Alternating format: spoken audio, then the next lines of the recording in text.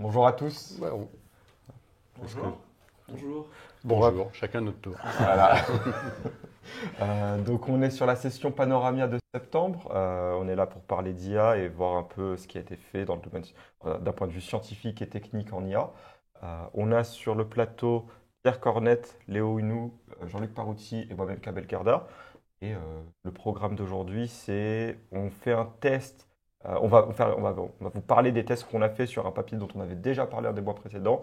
Magic R23, c'est un papier où on modélise un objet à partir d'une photo. On va vous parler de a priori, l'avenir, peut-être le remplaçant des transformers, Pierre qui nous dira où on est, de méthodes d'optimisation en deep learning. Et bien sûr, on aura les brèves et cours de papier à la toute fin. Je pense qu'on commence directement avec les brèves, Jean-Luc. Eh ben, c'est le principe des choses brèves qui commencent au début. Là, dans les brèves, donc, en fait, il y a quoi, je sais pas, 100, 200, 300 publications par jour en ce moment qui sortent dans le domaine de l'IA.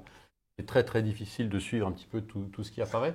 Et les modèles, il a pu savoir qu'en faire aussi. Et des modèles dérivés, enfin des modèles fine-tunés derrière. C'est parti. Super, merci. Merci, la régie. Merci. Ok, donc plein de modèles qui sortent en permanence, et donc on essaye comme ça d'attraper un petit peu ceux qui peuvent être, qui nous semblent intéressants. Et un modèle de la NASA, donc développé, donc c'est une collaboration entre la NASA et IBM.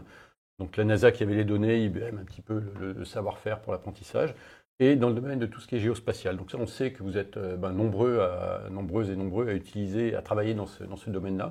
Et c'est pas toujours, voilà, c'est pas toujours évident, parce qu'il n'y a pas forcément foultitude de solutions.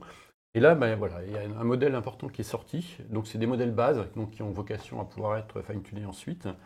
C'est basé sur les données Landsat et Sentinel-2 harmonisées. Voilà, donc, des données satellites qui sont. Donc, toute la planète est parcourue tous les 3 jours à peu près avec une résolution de 30 mètres par pixel. Donc, on est vraiment sur des choses qualitatives, utilisables. Et des images, alors je ne sais plus, il y a combien, il y a 5-6 canaux. Donc, c'est voilà, des vraies données de géophysique. Et c'est disponible librement sur Hugging Face. Et ça permet comme ça d'identifier des zones inondées, brûlées, et de caractériser l'occupation des sols. Voilà. Donc quelques petits exemples. Alors là, on voit à gauche, c'est des vraies images, multicanaux. Donc c'est une zone qui a été brûlée, puis on voit qu'elle est segmentée. On voit la segmentation à droite. Donc ça marche bien. Un autre modèle, alors il y a trois modèles qui peuvent être dérivés. Un autre, ça c'est sur les zones inondées. Donc là à gauche, c'était aux États-Unis, je crois. Donc on voit une zone inondée. Alors on devine, on voit qu'il y a des choses un peu brunâtres, etc. Et la caractérisation, on l'a à droite. Et puis c'est capable aussi de faire de la reconstruction d'images. Alors, reconstruction d'images satellites, donc il ne faut pas s'attendre à ce que ce soit capable de faire la reconstruction d'images microscopiques. Ça s'appelle l'image de microscopie. Donc là, on a l'image réelle à gauche, une image dégradée à droite parce qu'il y a une mouche qui est passée sur le capteur dans le satellite ou quelque chose, enfin ça n'a pas bien marché. Et la reconstruction que l'on peut avoir, et c'est pas exact, c'est pas juste, mais c'est correct. Voilà, donc ça, un modèle disponible sur Hugging Face, pour tout ce qui est géophysique. Deuxième, Je serais curieux de voir les performances du modèle parce que j'ai travaillé sur ce type d'image. Ah bah alors voilà. Du coup, c'est vrai que c'est quelque chose qui serait vraiment pas mal d'avoir un modèle de base. Il y a eu pas mal de consortiums, sociétés qui s'attaquent à ce problème-là. Il y a eu notamment AI4Geo qui s'est lancé, qui combinait pas mal d'entreprises en France et en Europe pour essayer de travailler notamment sur ces thématiques-là. Il faudrait voir si ils peuvent notamment profiter de tels modèles pour créer les solutions sur lesquelles ils travaillent. C'est l'analyse de ces images spatiales, enfin en vue aérienne, c'est vraiment très très important pour plein de thématiques, pour des thématiques on va dire écologiques, mais aussi même pour des thématiques financières, parce que par exemple ça permet de faire du suivi, du tracking de bateaux par exemple. Bien sûr. Et donc ça peut même potentiellement impacter comment dire, la prédiction qu'on peut faire sur les flux de matériaux, etc., les flux de ressources entre les pays. Enfin, ça a Oui, un impact c'est monumental. Puis bon, on a une collègue que l'on salue qui doit être en train de nous regarder à l'INRAE, qui travaille justement sur ces problématiques de caractérisation de sol à partir d'images aériennes. Donc ça, typiquement, ça peut être une solution candidate. Donc effectivement, ce serait intéressant de tester ça. Un deuxième modèle, open aussi. On va essayer de parler essentiellement de modèles ouverts finalement. Donc Code Llama, comme le nom l'indique, est dérivé de Llama, proposé par Meta, et un modèle qui est capable de générer du code à partir de code ou de prompt. C'est construit au-dessus de Llama 2, ça, il y a des résultats assez intéressants. Il y a plusieurs variantes, dont une variante Python, parce qu'il y a beaucoup de code Python, du coup ça s'y prête bien. C'est sûr que, on ne va pas dire du mal de certains langages, mais il y en a qui seraient plus difficiles à entraîner. Voilà, c'est totalement ouvert, quoi, sans trop de difficultés. Un petit exemple, donc il y a un démonstrateur sur Hugging Face, etc. Enfin, je ne sais plus si c'est un démonstrateur sur Hugging Face, mais enfin, en tout cas, on le trouve facilement le modèle, et ça, c'est les exemples qu'il donne. Donc, on a un petit prompt, qui fait 6-7 lignes à gauche, et puis ça génère automatiquement la réponse à droite. C'est assez intéressant comme ça. Voilà, alors, comme toujours, ce serait vraiment à tester à l'usage au quotidien, savoir si on ne passe pas plus de temps à corriger qu'à utiliser. Mais en tout cas, c'est dans la catégorie prothèse pour vous aider, ça a l'air plutôt sympathique, quoi.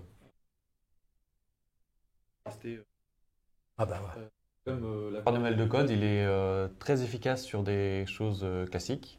Et dès qu'on va chercher des librairies DeepSpeed ou des choses qui sont plutôt récentes, effectivement, du coup, il y en a beaucoup moins dans la base de données et il s'en sort pas très bien. Donc, voilà. Mais après, il est aussi qualitatif que tous les autres modèles de code que j'ai pu tester. Et il est ouvert. Et il est ouvert aussi. Une petite question, est-ce que ça marche bien pour C++? On sait si Alors, il n'y a pas une version dédiée C++. Ouais. Après, la version généraliste, c'est sans doute faire du C++.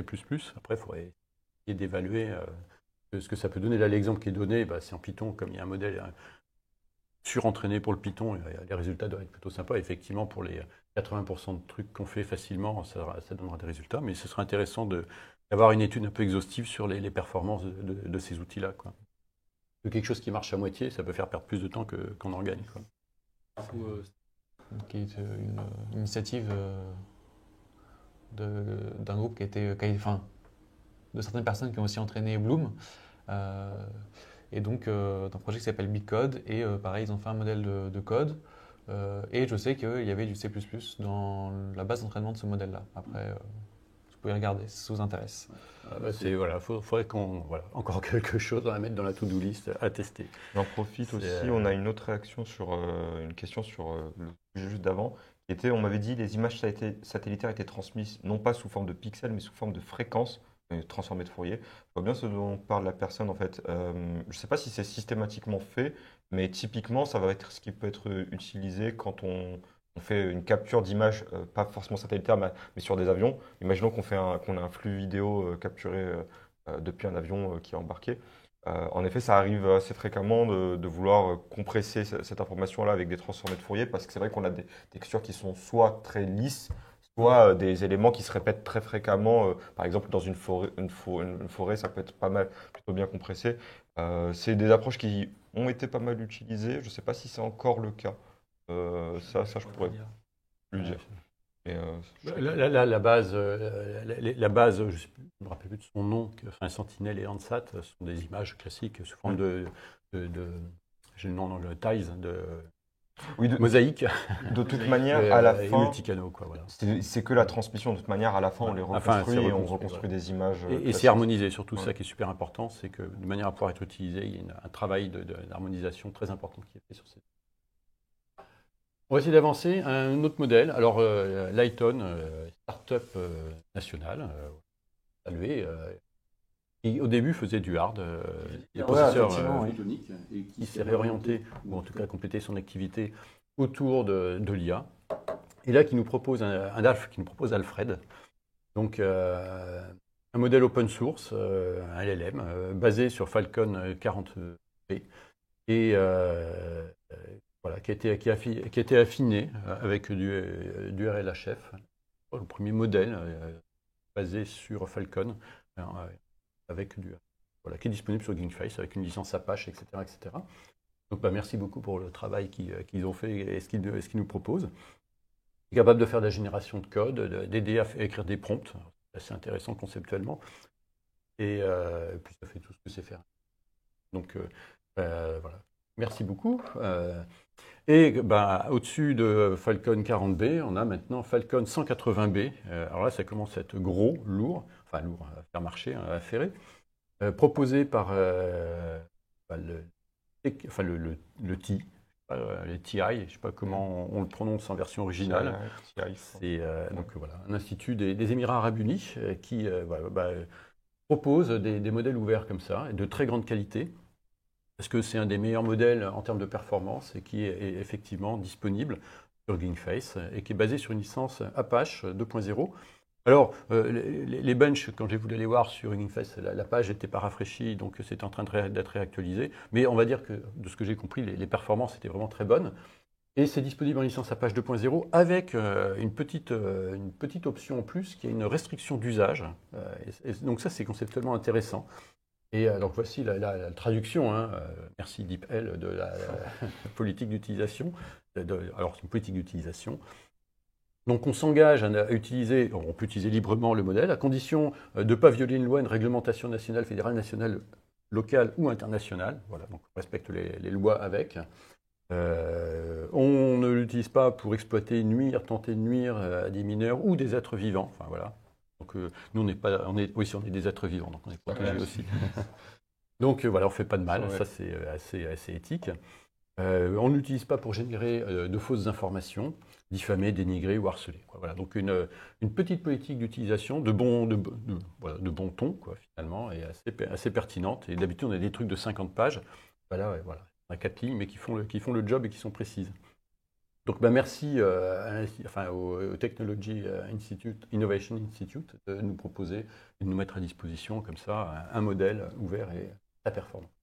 Même s'il est quand même très très gros, et ça, le problème de la taille, voilà, peut-être que là, voilà, après, il va falloir travailler sur la taille. Voilà.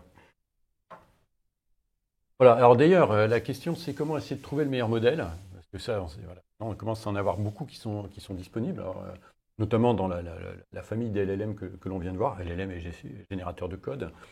Et comment essayer de s'y retrouver. Alors j'ai fait un petit peu de biblio, j'ai gratouillé un petit peu pour essayer de trouver comme ça des cartographies, des taxonomies de toutes ces bestioles-là, et c'est pas évident. Et je suis tombé sur un papier assez intéressant, qui est un panorama, des gros modèles, des LLM. Donc ça, c'est fait par une équipe chinoise de Gaolin et de Pékin, je crois.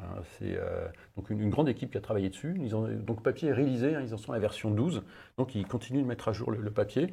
Le papier, c'est pas un papier parce qu'il y a 97 pages, donc on pourrait dire que c'est plus qu'un rapport exhaustif et un vrai bouquin, vraiment très très intéressant, qui propose, donc il y a quelques images, donc expliquer les images qui étaient plus simples à récupérer et à montrer.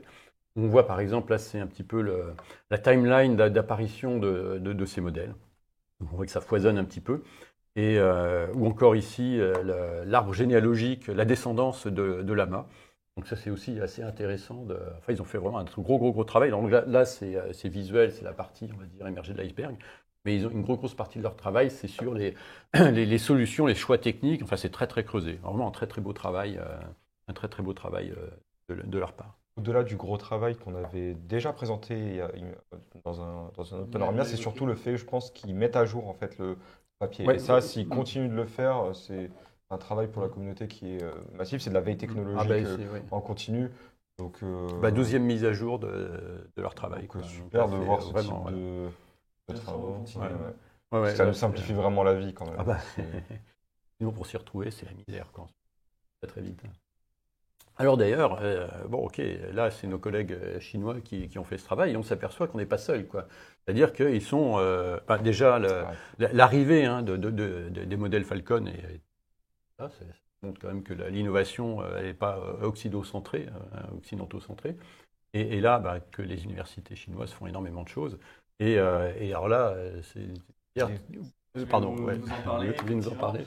Parler de pas trop en Europe, puis effectivement dans notre bulle un peu occidentale, c'est que les Chinois font beaucoup de choses et pas forcément très accessibles pour nous. Alors pour diverses raisons. Déjà, effectivement, on n'a pas ce réflexe-là, on est plutôt tourné vers les Amériques, vers la partie asiatique. Mais ils font des choses qui ont l'air de décoller et vachement bien.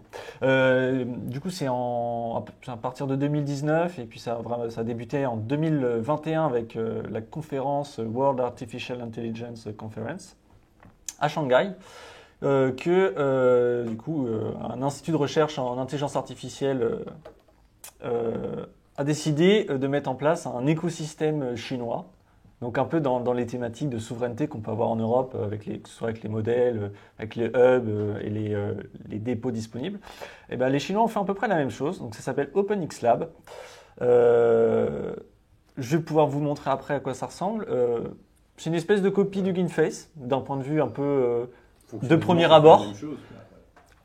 En creusant dans la réalité, il y a des différences. On reste dans l'open source. Il y a une inspiration qui est certaine. On a été bien surpris quand on l'a vu. On a été bien surpris effectivement de découvrir ça. Alors, il faut savoir, je ne vais pas pouvoir trop vous expliquer l'origine du concept parce qu'on a du mal à trouver des informations dessus. De premier abord parce que c'est en chinois, donc je ne parle pas suffisamment chinois pour pouvoir tout comprendre. Et il n'y a pas beaucoup d'articles. Donc, par rapport à ce qu'on peut avoir en Europe, où on a des journaux qui publient sur des entreprises, des technologies, là c'est très limité. Donc OpenXLab, ça va regrouper toute la constellation, et donc vous pouvez le voir sur l'image tout à gauche. On a plein de petits points. Le premier, c'est OpenMMLab, qui je pense, pour moi, le plus connu. C'est le framework de computer vision chinois, qui propose des modèles à l'état de l'art, hein, vraiment. C'est relativement abouti. Et après, on va avoir d'autres éléments de cette constellation qui vont être un peu plus légers, on va dire, très spécifiques et encore très centrés sur la Chine. Je veux bien que tu... Ah, pardon. Chance sur deux. C'est celle-ci. Je vous présente le site d'OpenXLab. Donc là, on est sur la fenêtre des apps. Ceux qui vont souvent sur le GainFace Hub reconnaîtront la patte artistique, on va dire. En termes de construction, on retrouve plus ou moins les mêmes choses, à savoir un hub de modèle, un hub de dataset, les deux qui sont facilement récupérables via une API, donc via une librairie Python. On possède une documentation. Alors là, on va vraiment être sur la partie publique du GainFace. On n'a pas toutes les autres librairies incroyables qu'ils ont développées pour le deep learning. Et là, je vous projette du coup donc eux ils appellent ça les apps. Donc la traduction, le site est en chinois normalement. Les apps qui correspondent au space du GainFace et ils vont proposer de la même façon des interfaces graphiques pour pouvoir exécuter des modèles donc avec un système d'inférence sur cloud. Ça tourne sur des cartes graphiques moins bien que ce qu'on peut avoir en Europe ou en Amérique. On sent un petit peu le blocage américain sur les dernières technologies, notamment d'NVIDIA. Mais ça fonctionne plutôt bien. On a des démos qu'on n'a pas forcément sur les spaces du GainFace, avec des trucs très différents. C'est plutôt, les quelques démos que j'ai pu tester sont plutôt propres. Vraiment, c'est bien intégré, c'est facile d'utilisation. Il y a moins la queue que sur GainFace, visiblement parce que je pense qu'il y a moins de monde qui l'utilise. Il y a une latence. Il y a une certaine latence, effectivement. Il y a une latence malgré tout. Est-ce que c'est parce que les serveurs sont loin ou est-ce que parce que leurs serveurs n'ont pas... On peut pas savoir, mais il y a une certaine latence pour récupérer l'information. Le site n'est pas hyper actif. Je ne peux pas savoir s'il n'est pas réactif parce que je suis en Europe ou parce que le site tout simplement est un peu lent. Mais c'est quelque chose d'intéressant. Je vous invite tous à y faire un tour, à tester un petit peu, voir les différences. On peut faire le jeu des 7 différences avec ce site et creuser. Tout comme sur les autres éléments de la galaxie que veulent réaliser du coup l'Institut de Shanghai, il y a vraiment des choses hyper intéressantes à creuser. Les trucs de niche, les documentations, elles sont en chinois, en mandarin. C'est pas très accessible. Je pense que ça va évoluer, ils vont sûrement essayer de s'élargir. C'est accessible, donc ça prouve qu'il y a quand même un effort de contribuer à la communauté. Du coup, c'est une copie du hub, pas forcément parce que GainFace c'est tout un espace, il y a à côté donc le code, plein de librairies différentes de chargement. Sur cette partie-là, ça va vraiment être par rapport à leur construction d'écosystème, la partie où on vient stocker les datasets et les modèles. Voilà. Après, on arrive tous aux mêmes conclusions. On veut partager des modèles, il faut partager les modèles, il faut partager les données, il faut avoir une API pour les récupérer, etc. etc. C'est pas Donc on arrive à des choses à peu près similaires, c'est assez logique, c'est bien, ça fait une alternative, ça fait... voilà, c'est... ça relance le truc. C'est logique, c'est juste que c'est surprenant quand on tombe la première fois sur ce site-là. Nous, on a vraiment été surpris quand on est tombé dessus de voir copie quasiment identique d'un autre site qu'on connaît avec juste une couleur différente. Mais c'est pas parce que c'est une quasi-copie que c'est illégal ou autre, parce que potentiellement, le site, le template utilisé par GainFace est aussi très simple, honnêtement. Il est peut-être aussi open source. Oui, puis fondamentalement, la manière de construire De l'IA, ça marche bien. C'est comme la plupart des moteurs de recherche ont un champ dans ce qu'on recherche. Voilà. Ça finit par converger un peu sur quelque chose de standard. Et ça montre finalement la qualité de la recherche chinoise dans le domaine de l'intelligence artificielle, quoi. Cette année, on va avoir de plus en plus. Déjà, on a de plus en plus de gros papiers très intéressants qui viennent de Chine. Et là, ça va faire que se démocratiser à l'avenir. Voilà, c'était la fin du brève. On nous parle d'un papier, il y a Nicolas dans le chat qui nous parle d'un livre de Kai Fu Lee, IA, la plus grande mutation de l'histoire. Chine lore le livre de Kai Fu Lee, IA, la plus grande mutation de l'histoire. Il faudrait voir de quoi il s'agit. Mais ça n'a pas l'air d'être il dit que c'est pas un livre technique ou scientifique. Peut-être est-ce que ça parle de la politique IA. Et on me dit même, il y a quelqu'un d'autre qui me dit que c'est un best-seller. Donc, bon, je suis curieux de voir de quoi il s'agit. C'était tout pour les brèves. C'était tout pour les brèves. Super. Je propose qu'on passe à un papier maintenant, à une revue de papier. On avait dit. Pierre Comme Léo, allez, c'est parti. Tu veux nous parler de quoi? Je vais vous parler de quantité. Alors, c'est quoi la quantisation? Je vais y venir. La quantisation, c'est le fait de former une information et de réduire la manière dont on l'enregistre. Ça prenne moins de place. C'est un truc qui vient. On a un signal analogique, fondamentalement continu. On va venir le discrétiser pour pouvoir le mettre en format numérique, pouvoir l'utiliser dans des ordinateurs. Je veux bien que tu passes. Là, on a un problème de son. Écran. On a un problème de son? On me dit que le son coupe un peu. C'est bon. Pardon. Est-ce que j'arrive à en mettre en plein écran? Voilà. C'est de fit. Et donc du coup, ça permet de discrétiser le signal pour le sauvegarder de manière plus courte. Sur certains hardware, ça va permettre d'accélérer le calcul. Forcément, on a moins d'éléments binaires à traiter, que ce soit en transfert de données, donc à faire des copies, ou que ce soit tout simplement en calcul. C'est plus simple de faire un calcul avec des unités qu'avec des centaines ou dizaines de milliers d'unités. Pour ça, je ne vais pas trop revenir en arrière sur ce qui existe déjà sur la quantisation. Juste, je vais citer TensorRT, qui est une librairie d'NVIDIA qui marche plutôt bien, qui fait justement de la quantisation. Ça sert sur cette partie-là, non pas sur la partie de l'apprentissage, mais ça va vraiment servir pour l'inférence. C'est-à-dire qu'on va, le grand cas classique, on fait un modèle en full précision. Donc, maintenant, on est plutôt sur de la précision mixte, mais revenons il y a quelques années, on fait un modèle en full précision. Il est très grand, on le calcule sur un GPU très puissant, et ensuite on va vouloir l'intégrer, à un système embarqué pour de l'automobile ou pour des avions, pour possiblement des smartphones. On va vouloir réduire la taille de ce modèle, que ce soit en taille de stockage, pour qu'il puisse rentrer sur le système, que ce soit en stockage disque ou en stockage en RAM, en exécution. Et puis pour l'inférence, ça va aller beaucoup plus vite. Historiquement, c'est ce qu'on faisait, et vous n'êtes pas sans savoir, tu présentais Falcon 180V, les modèles deviennent très très gros maintenant. Et on n'a plus trop cette capacité de pouvoir envoyer ça sur des edge devices, des petits systèmes. Et donc il y a plein de recherches là-dessus sur la quantisation. Le papier que je vous présente aujourd'hui, c'est OmniQuant. Donc c'est un papier chinois qui vient du même écosystème que j'ai présenté juste avant. Donc c'est OpenGV Lab, donc qui est une sous-catégorie sur de la vision, qui propose OmniQuant le papier et OmniQuant la technologie. Qu'est-ce que c'est? Ça permet de faire de la quantisation, soit sur les poids du modèle, soit sur les activations.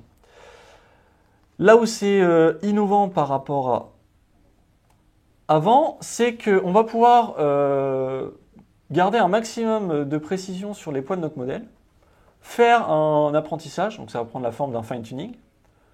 On va faciliter les poids et activations du modèle, l'un ou l'autre ou les deux en même temps. On va venir faciliter leur niveau pour qu'au moment où on va faire notre quantisation, on perde le moins d'informations possible. Pour ceux qui ont travaillé un peu sur l'LLM, quand on quantise notre modèle et qu'on fait de l'inférence derrière, souvent l'inférence est moins bien. Ça va être toujours écrire du texte, mais le texte, l'information va être dégradée, il va pas sur certaines tâches, il ne va pas réussir à extraire les bonnes informations. Là, l'idée, c'est vraiment de faciliter nos poids pour que quand on va les quantiser, ils se soient tous mis d'une certaine manière collective pour que la qualité du modèle initial en précision complète soit le moins dégradée possible. Et l'intérêt, c'est qu'on va pouvoir faire des quantisations très petites. Si j'ai un exemple là, donc vous pouvez voir en bas à droite, la façon dont on dénomine ça, c'est W, A et G. W, donc, qui correspond à la quantisation du poids, donc on peut descendre à du W2, donc c'est-à-dire que nos poids de notre modèle sont plus sur 2 bits. Ce qui paraît incroyable. Il n'y a pas grand-chose. En termes de possibilités, on est quand même réduit. Donc imaginez, quand on passe en float de 32, donc on peut avoir des ranges de valeurs et des précisions qui sont très importantes. Là, on passe plus qu'à 2 bits. Donc on réduit drastiquement la quantité du modèle. Les activations, on va pouvoir baisser, là vous avez l'exemple avec 16, mais on va pouvoir baisser encore plus, même si ça peut avoir un impact sur l'LLM. Et le G, ça va être les blocs, j'y reviendrai un peu plus tard. Pardon, excusez-moi. Ils amènent du coup 2 éléments pour faire ça. Le LWC, donc le weight clipping appris. En fait, plutôt que sur les papiers précédents, le techno qui existe de base, c'est on va clipper à certains niveaux nos poids pour éviter qu'ils aillent trop loin, notamment sur des outliers qui seraient trop élevés, qui détruiraient en fait notre distribution de poids et qui, au moment de la quantisation, ferait que des points intermédiaires qui étaient proches, qui avaient beaucoup d'informations, vont se retrouver écrasés au même endroit. Et le poids qui était un outlier pas forcément intéressant, lui, du coup, va se retrouver au max de notre range. Donc là, ça va être appris durant l'apprentissage et réduit petit à petit, notamment si on rajoute sur certains optimiseurs du YDK, de telle façon à faciliter, là encore, la quantisation suivante. On a aussi le LET, donc on va apprendre un équivalent de transformation qui va faire plus ou moins la même chose avec un système de scaling pour permettre, là encore, de faciliter le passage à la quantisation. Les résultats, donc c'est toujours un travail qui est en cours. Hein. Il y a encore des choses à développer, hein, ils le disent dans leur papier, mais les résultats sont très encourageants. Vous avez l'exemple en bas à gauche d'un comparatif par rapport à une quantisation classique faite durant l'apprentissage, donc un peu les choses qu'on fait actuellement, et juste le fait d'arrondir, donc c'est le RTM. On arrondit juste les poids. On voit que sur des LLM, ils s'en sortent très bien. La grosse différence, c'est que là, en termes de poids, on est vraiment, en termes de quantité d'informations stockées en binaire, brut, on est vraiment plus léger. Et en inférence, ça va vraiment être plus rapide. Vous avez dans le tableau là, la taille qu'on peut avoir. On peut voir que si on prend un Llama 7 milliards, il prend 12 gigas de VRAM sur le GPU. Si on fait la quantisation, alors pas à max, mais sur les textes qu'ils ont fait raisonnablement, on passe à plus que 2,2 gigas. J'ai une question pour être sûr de bien comprendre du coup l'approche. Contrairement aux approches précédentes où on entraîne le modèle, on obtient des poids avec des valeurs moins précises et ensuite on quantise, là on fait en sorte que les valeurs obtenues pendant l'entraînement soient facilement quantisables. Et donc au lieu d'avoir un paramètre du modèle qui va converger vers une valeur décimale qui va être 0,273 et je ne sais, et des poussières, si elle tombe tout de suite tout rond autour à 1, et qu'on a fait en sorte qu'elle tombe à 1, et on peut juste tronquer tout ce qui existe. Et... C'est durant tout l'apprentissage ou c'est sur une fin d'apprentissage Comme tu disais, Kamel, au tout début, très longtemps, ouais. Il y a 2 ans, on faisait un apprentissage complet en float 32 et ensuite on faisait notre quantisation. Maintenant, on va faire de l'aware quantization training, c'est-à-dire qu'on va commencer à mettre des processus d'arrondi durant la période d'apprentissage, pour faciliter. Là, on est encore à l'étape d'après, on va vraiment guider, parce que comme je disais, c'est que ce soit le weight clipping ou la transformation, l'équivalent de transformation, c'est des choses qui sont apprises aussi. C'est-à-dire que durant l'apprentissage, on va fine-tuner le modèle, donc on va continuer d'apprendre sur un modèle, mais ces blocs-ci vont aussi apprendre eux-mêmes pour mieux préparer les poids à la quantisation. Oui, du coup, en fait, on essaie de trouver une solution cette fois-ci qui non seulement est performante, mais a des valeurs. Voilà, on guide l'apprentissage de manière à intégrer la quantisation. C'est vraiment intéressant. On tombe sur des modèles quantisés qui vont être à l'inférence vraiment hyper performants. C'est pas quelque chose qu'on peut faire vraiment pour de l'apprentissage. On peut le faire dès le début, mais de manière générale, on va plutôt prendre un modèle de fondation qu'on va fine-tuner Oui, c'est avec vraiment ce du système. fine-tuning qu'on va- Forcément le faire au début. Enfin, pour le moment, ils n'ont pas fait la recherche, donc on ne peut pas vraiment savoir ce que ça peut donner. Généralement, on part d'un modèle qui a déjà appris la tâche qu'il doit réaliser. Comme je disais, l'avantage, c'est que ça tourne sur smartphone. Donc, ils ont pu faire l'essai avec donc, un téléphone assez solide. Hein, c'est pas... ils ont pris un Redmi Note 12, donc avec un processeur qui est vraiment solide. Ça reste un téléphone milieu de gamme. C'est pas non plus. On n'est pas sur un monstre, mais c'est C'est pas pas encore le petit téléphone. Et ils font tourner un Lama 7 milliards. Donc là, Surtout, ça permet de réduire l'empreinte carbone des moteurs d'inférence, enfin de l'inférence, de manière là, je montre l'exemple vraiment sur significative, quoi. un système en Edge. On fait sur l'inférence en cloud, c'est énorme. On n'a plus besoin de faire ma GPU. On aura toujours besoin d'une quantité de GPU importante, mais là, on pourra mettre un modèle sur un GPU, peut-être un bout de GPU. Il y a des technologies, notamment chez Nvidia, on peut couper le GPU en petits morceaux. On va pouvoir faire de la multi-inférence sur le même GPU. Enfin, ça libère vraiment un champ des possibles. Je vous invite à aller sur leur GitLab. Ils ont déjà préparé, notamment pour leur papier, la quantisation de plusieurs modèles. Donc on a des Llama, on a des OPT. C'est pas quelque chose qui visiblement se fait facilement. C'est pas out of the box. Comme on pourrait avoir sur... Tout à fait.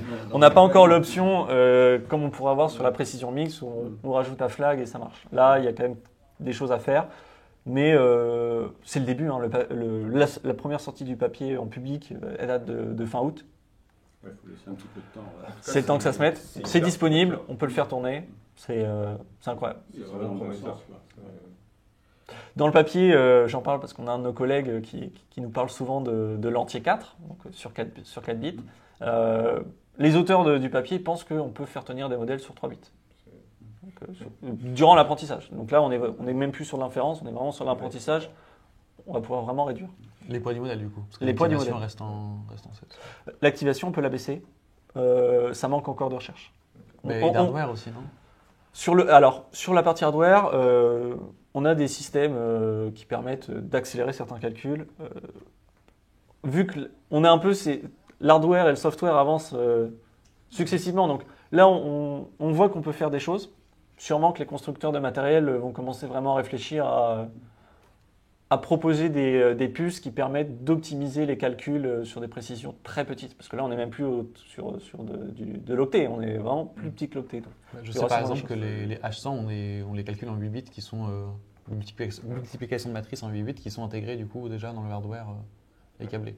On va devoir passer à la prochaine présentation. Ça marche. Je propose pour le timing, on passe directement à la prochaine présentation de Pierre. Tiens, c'est pour le time à gauche. Ah, C'est moi, c'est c'est ce mon PC. ordi.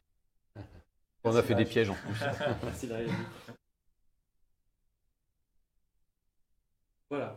Alors, comme Léo vient de vous présenter, on peut faire des modèles qui sont énormes et ensuite essayer de les fine-tuner, de les réduire pour essayer de faire tourner ça sur des choses qui sont plus petites. D'où vient ce problème-là? On parle souvent de l'inférence et des problèmes d'inférence. Ça vient tout simplement du transformer. Alors pourquoi? Moi je pensais que les transformers c'était bien, c'est ce qui marche le mieux aujourd'hui. Oui, pour l'instant c'est ce qui marche le mieux. Certains vont être choqués dans le public. Oui, pour l'instant c'est ce qui marche de mieux, mais il y a quand même un problème avec les transformers, c'est le coût d'inférence. Parce que ce que vous avez avec les transformers, c'est que vous apprenez donc pendant l'apprentissage une énorme matrice. Alors je peux peut-être vous présenter la slide après. Voilà. Alors on a donc un triangle impossible qui est défini comme ce qui vous est présenté. C'est-à-dire que c'est très très difficile d'avoir quelque chose qui peut être entraîné en parallèle, qui a des bonnes performances et qui a un faible coût à l'inférence. Donc les transformers ont effectivement un problème de coût à l'inférence, les RNN ont un problème d'entraînement parallèle et les linear transformers ont un problème donc de performance.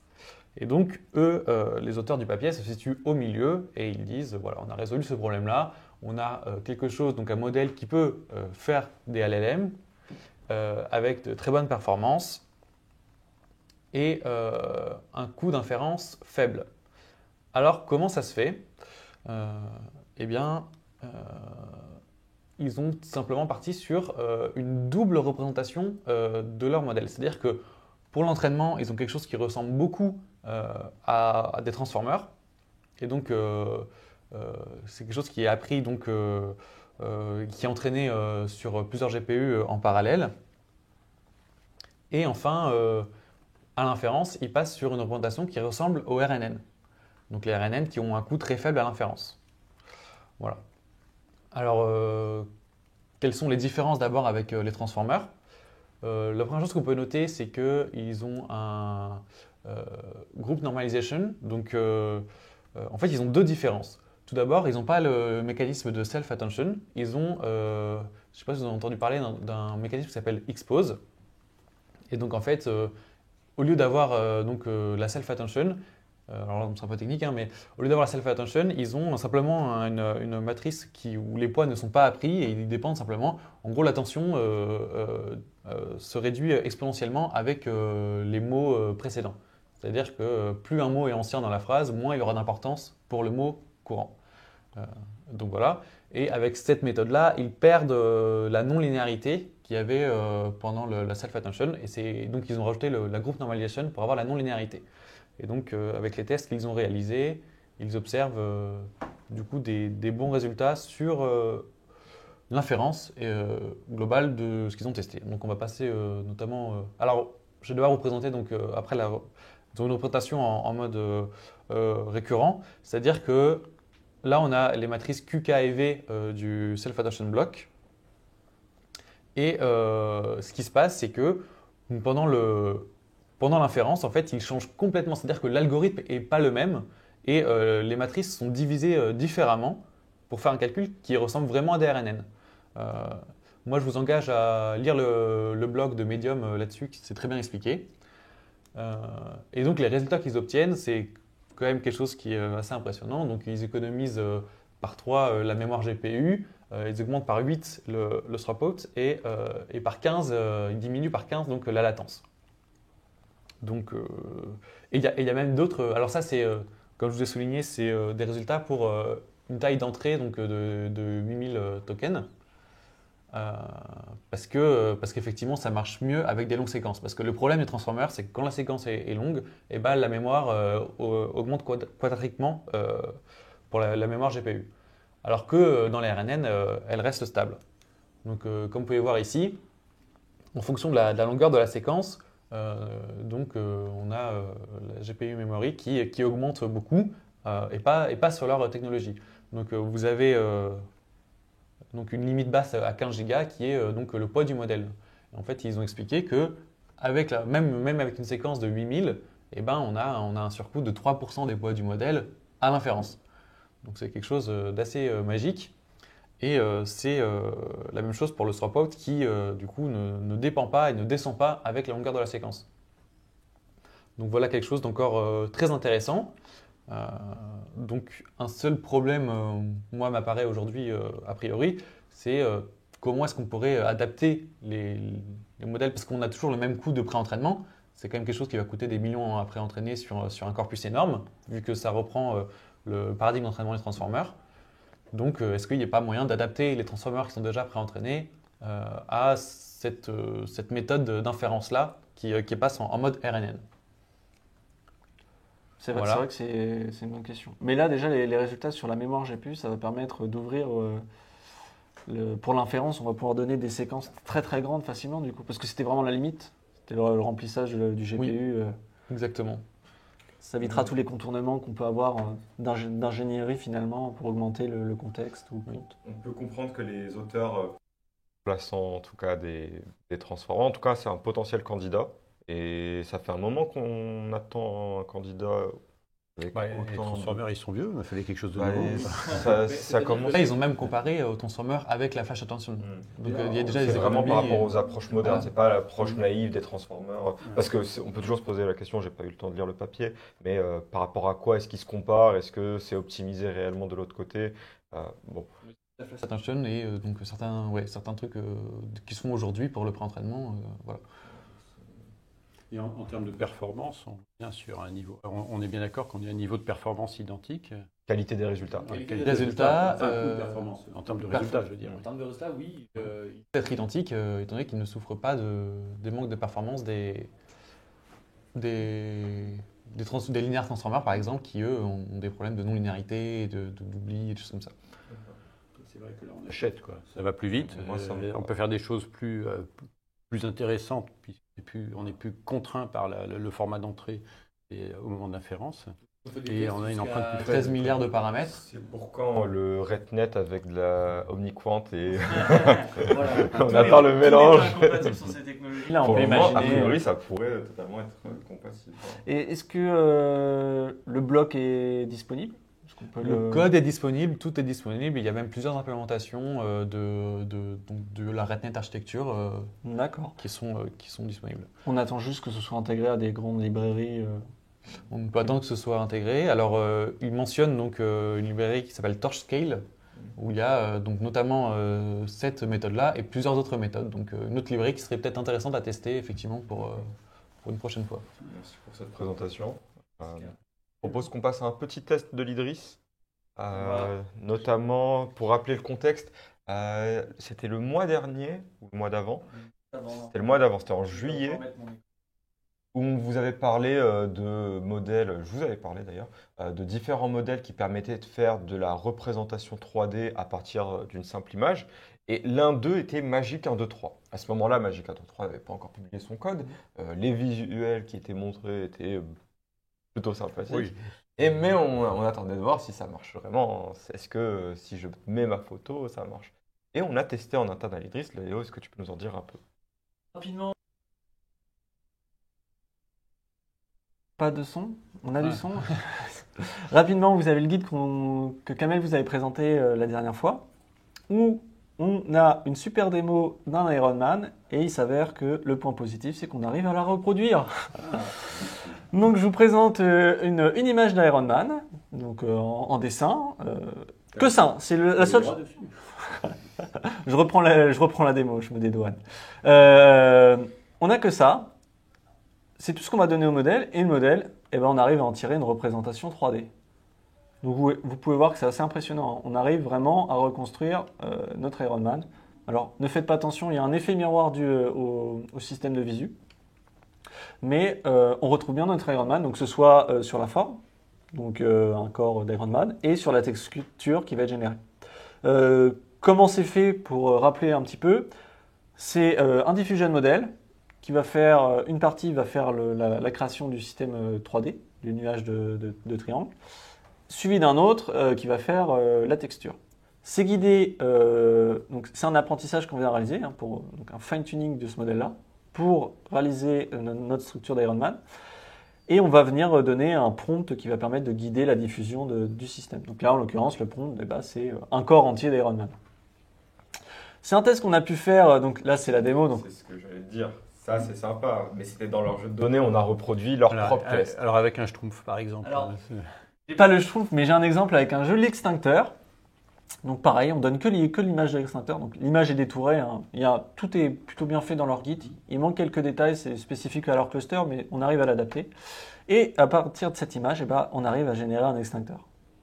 Vous pouvez voir que là, je vous présente l'extincteur. Il est un peu vieilli, mais... Il est un peu vieilli, il a pris un peu l'eau. Ça ressemble à un extincteur. Ça ressemble à un extincteur. Alors, pourquoi est-ce que ça rend comme ça? Parce que là, j'ai fait tourner le modèle en corse, donc c'est-à-dire en gros grain. Donc le mesh 3D, il est un peu abrupt, il n'est pas fin.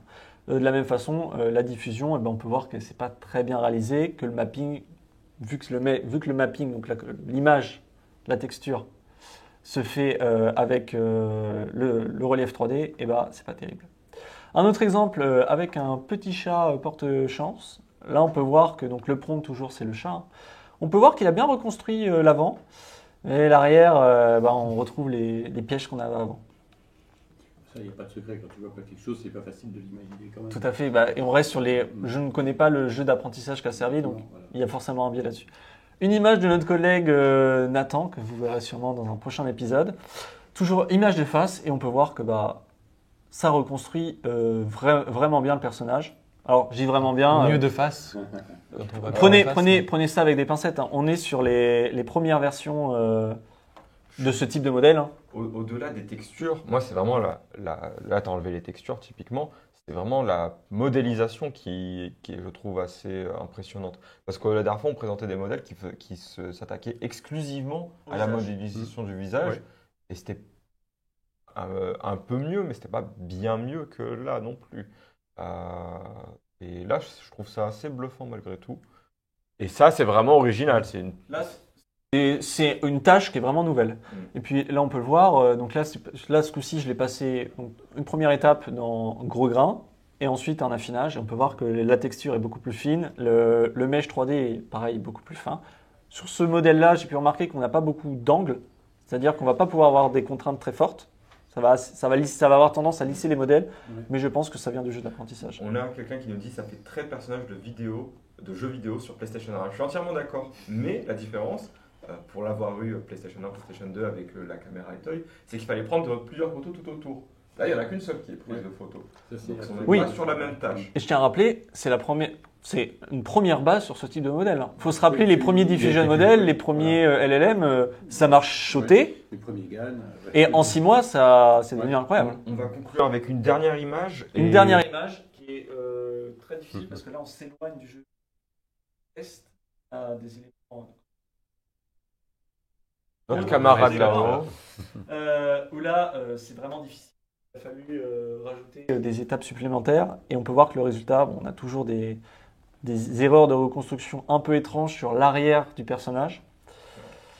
Mais le résultat est plutôt convaincant pour un premier jet. Un petit mot pour conclure sur ces erreurs de reproduction. On a vu qu'à chaque fois sur l'arrière, il y a des défauts, il y a des symétries qui sont faites. C'est des problèmes qu'on avait déjà dans les papiers dont on avait parlé il y a 2 mois. Et c'est lié notamment à la représentation qui est faite de la donnée et de la modélisation 3D. Ce qui fait que, en un sens, et c'est ce qu'avait identifié un des papiers, qui proposait la solution triplane, une représentation de la donnée qui permettait d'enlever l'ambiguïté entre est-ce qu'on est de face ou est-ce qu'on est derrière sur un point donné. Bah, combiner cette approche-là avec ça pourrait permettre potentiellement d'enlever cette ambiguïté avant-arrière qui empêche au modèle de correctement construire l'arrière des objets. Et c'était peut-être juste le petit point que je voulais souligner. Merci pour du coup cette présentation. On va finir avec quelques papiers que je vais vous présenter. Un petit petite sélection très variée. J'ai essayé de trouver des choses qui s'attaquent à des domaines variés et aussi avec des technologies variées. Le premier modèle, si on peut montrer mon écran, le premier papier, c'est NUGA, Neural Optical Understanding for Academic Documents. Qu'est-ce que c'est? C'est de l'OCR sur des papiers. Pour vous donner un exemple tout de suite, alors attendez, je vais mettre là.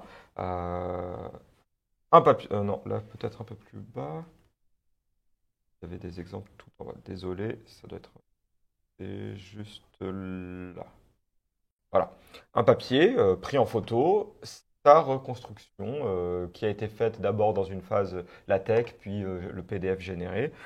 Donc on voit que même sur une tâche qu'on considère peut-être plus ou moins maîtrisée comme l'OCR, la reconnaissance de caractère sur des documents, en fait il y a encore pas mal de boulot.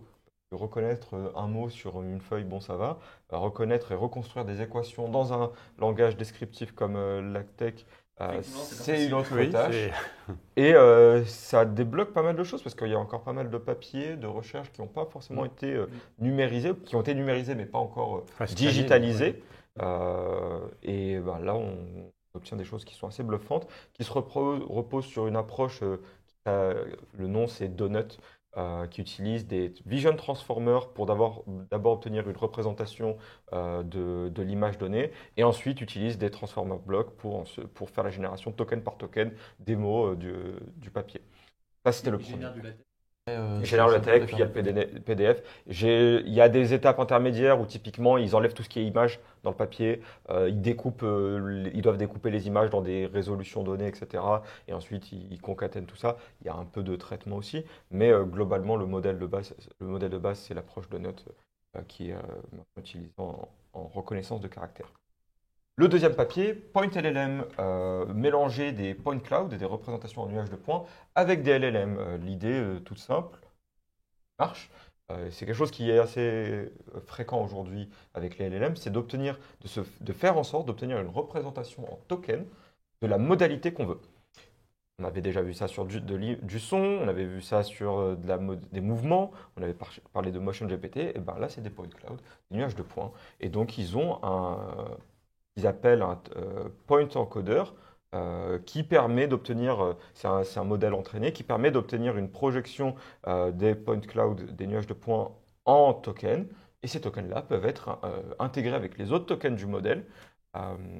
Pour apprendre au modèle à traiter et du texte et des représentations en token, en fait, finalement, de ces nuages de points. Et on peut du coup demander au modèle qu'est-ce que ce nuage de points, à quoi il sert, etc. Petite chose intéressante que j'avais trouvé drôle dans le papier, c'est la manière dont ils l'ont entraîné.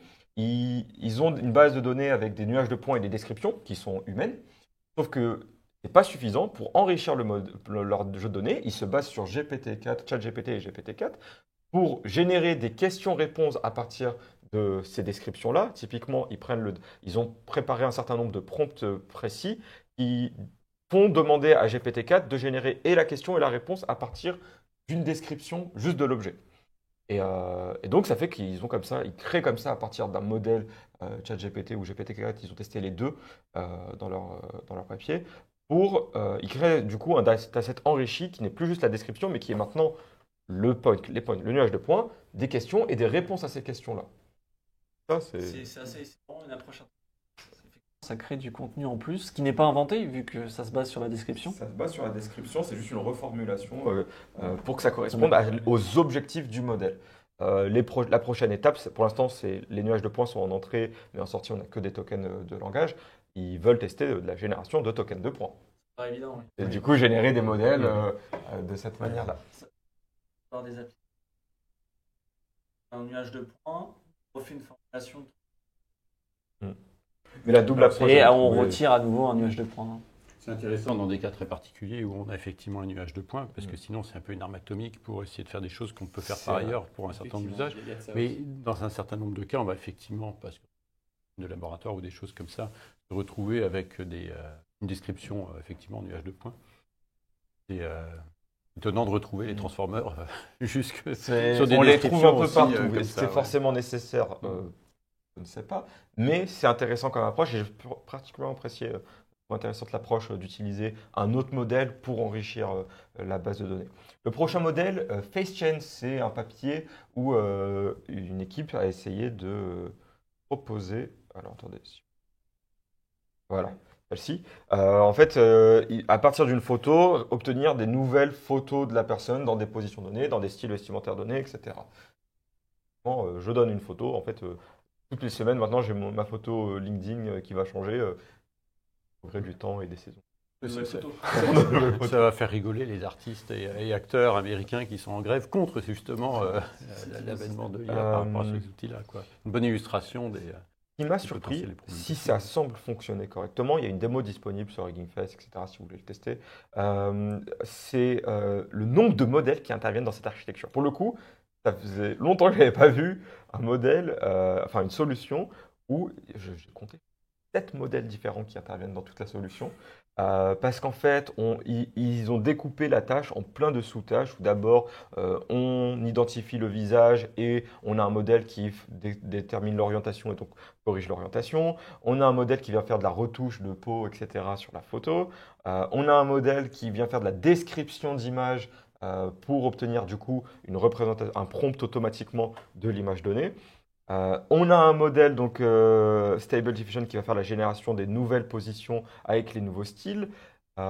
Particularité de ce modèle Stable Diffusion, c'est la manière dont il est entraîné. En fait, il y a 2 modèles LoRa, un qui est entraîné offline, donc c'est l'entraînement qu'ils ont mené qui apprend à générer les styles donnés, les styles vestimentaires.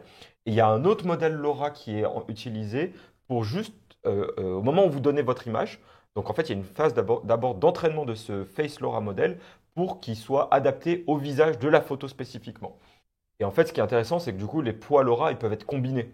Donc, ils font ensuite une combinaison, c'est une simple addition, du modèle LoRa de style et du modèle LoRa de visage avec il y a des poids, j'ai dit qu'il y a une combinatoire Oui, il doit y avoir des et coefficients. de mémoire, il y a 3 fois plus de puissance qui est donnée au visage qu'au style, pour vraiment s'assurer de la conservation du visage. Ensuite, il y a un découpage aussi du visage de la photo initiale. Et ce visage-là est réappliqué, fusionné. Il y a un modèle qui n'est pas leur modèle à eux, hein, qui vient fusionner le visage de la photo avec les postures et les styles générés. Et il y a un dernier modèle qui vient ensuite faire un ranking de la proximité des photos générées, du visage des photos générées avec Pour avoir le meilleur celle, résultat. voilà, pour ensuite ordonner et proposer les résultats dans un bon ordre. Enfin, Là, c'est un une workflow, grosse en fait, un vrai machine. pipeline, hein. oui. C'est une C'est ingénierie c'est plus un à modèle, mettre quoi. pour Voilà. faire, Ouais. Ça tourne C'est- pas en un clic, c'est pas un seul modèle, mais ça marche. Je trouve. Prochain papier, Speech Tokenizer. On va finir sur les 2-3 derniers papiers. Speech Tokenizer, c'est une équipe qui a constaté, qui essaie de proposer une solution unifiée pour avoir un tokenizer audio.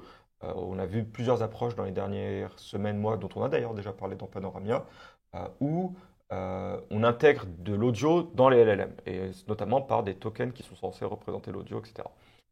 Sauf que ces tokens-là, ils mettent, selon comment ils sont générés, quelle est la méthode utilisée, ils peuvent mettre en avant soit l'information, on va dire l'information contextuelle, l'information littéralement. Là, je suis en train de parler, il y a des mots individuellement qui représentent chacun des concepts. Soit, selon la méthode à utiliser, qui mettent aussi en avant peut-être plutôt le timbre, l'intonation, Oui, les bah, il y a qualités beaucoup audio d'informations. et acoustiques. Mm. Donc les qualités audio-acoustiques ou l'information. Et ils ont essayé de trouver une solution un peu homogène qui conserve et l'information et les qualités acoustiques parce qu'elles sont aussi importantes pour l'information, parce qu'elles permettent de donner du sens. Si je dis avec une intonation différente la même phrase, ça peut être une question ou une affirmation. Et donc, ils proposent ce framework où ils ont essayé de mettre en place ce tokenizer audio. Ils démontrent des résultats positifs et on espère voir se généraliser ce type d'approche-là. Parce que c'est vrai qu'on n'a pas ça. Et même en texte, ça n'existe pas. Même en texte, on a des tokenizers un peu partout. Et chacun a un peu son propre tokenizer. Quelques papiers ensemble. SAMmet 2D, Segment Enriching Model et DiskMed LLM. C'était juste pour vous parler de l'appropriation du domaine que fait le domaine médical des papiers en IA aujourd'hui. Que ce soit SAM c'est sorti il y a quelques mois, c'est tout récent.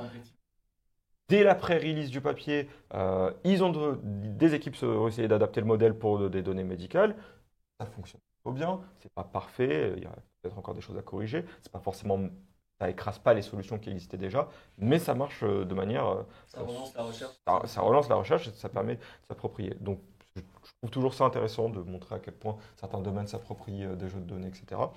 DiskMed LLM, je l'avais trouvé intéressant. Là, ils prennent un LLM, ils essaient de l'entraîner à agir comme un docteur, en fait, à répondre comme un docteur. Ce que j'avais trouvé intéressant, c'était réellement la manière dont ils construisent le dataset avec il y a des graphes de connaissances, il y a des discussions patients-docteurs qui ont été sélectionnés, et surtout, ils font en sorte d'adapter au plus possible le dataset à ce qu'ils veulent en sortie de la part du modèle. Typiquement, ils vont harmoniser les discussions patient-docteur en enlevant les différences de langage entre les docteurs. Peut-être qu'il y a des docteurs qui vont avoir un langage plus familier ou moins familier. Non, Oui, ils harmonisent tout l'harmonisation ça. des données et Harmonisation des sélection données, modèle. sélection et ensuite entraînement du modèle. Donc ça, c'était pour les modèles et c'est tout. Merci, oui. J'allais un peu vite, il y avait pas mal de papiers différents. C'était tout pour Panoramia de septembre. Deux, trois petites informations. La prochaine séquence de Panoramia sera pour le 6 octobre, toujours à 10h. Vous êtes toujours invités à nous envoyer des papiers, à nous proposer des choses que vous avez vues intéressantes, voire même à nous parler de vos propres projets. Et à venir, on peut vous inviter. On peut faire des choses intéressantes. Nous, on est toujours curieux. Donc ça, c'est pour le 6 octobre. La suivante sera le 3 novembre de mémoire, le vendredi 3 novembre. Et N'hésitez on- pas à vous abonner à la chaîne. C'est vrai, on ne le fait pas assez. N'hésitez pas à vous abonner, à partager ça auprès de vos collègues, de vos connaissances, etc. Et à nous faire remonter tout ce que vous voyez passer dans le Voilà. domaine de l'IA. Voilà. À Au revoir. bientôt. Salut. À bientôt. Au revoir.